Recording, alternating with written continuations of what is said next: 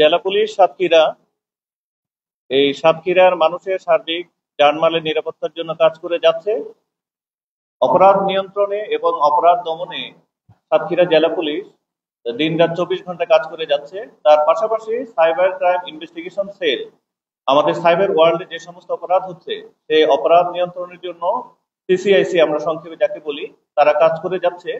গত সেপ্টেম্বর থেকে জুলাই থেকে সেপ্টেম্বর পর্যন্ত যে সময়, এই সময়ে আমরা আমাদের কাছে জিডি বা বিভিন্ন ভাবে যে অভিযোগ দিয়েছিল, অনেকে হয়তো মোবাইল হারিয়েছেন, অনেকে হয়তো প্রতারণা করে টাকা পয়সা বিকাশে, নগদে বা অন্য কোনো উপায়ে যারা হাতিয়ে নিয়েছিল প্রতারক চক্র, আমরা প্রতারক চক্রকেও ধরছি, সেই সাথে মোবাইলগুলো উদ্ধার করছি এবং টাকা উদ্ধার করেছি।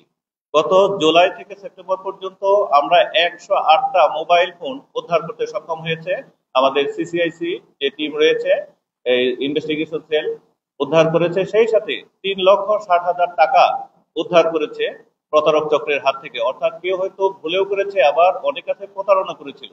তো আমরা এই সাইবার ক্রাইম ইনভেস্টিগেশন সেলে যারা কর্মরত রয়েছে, এই চৌকস টিম, তাদের সাথে কথা বলে আইনি প্রক্রিয়ার মাধ্যমে এই টাকাগুলো ফেরত আনতে সক্ষম হয়েছে এবং ভুক্তভোগী যারা রয়েছে তাদেরকে হস্তান্তরের জন্য আজকে আহ্বান করেছে। তো এই পর্যন্ত সাইবার ক্রাইম ইনভেস্টিগেশন সেল যেটি রয়েছে 2021 সাল থেকে শুরু হয়েছে, আমরা 43 লক্ষ টাকার অধিক আমরা এই টাকা উদ্ধার করতে সক্ষম হয়েছি প্রতারক চক্র যেগুলো রয়েছে তাদের কাছ থেকে।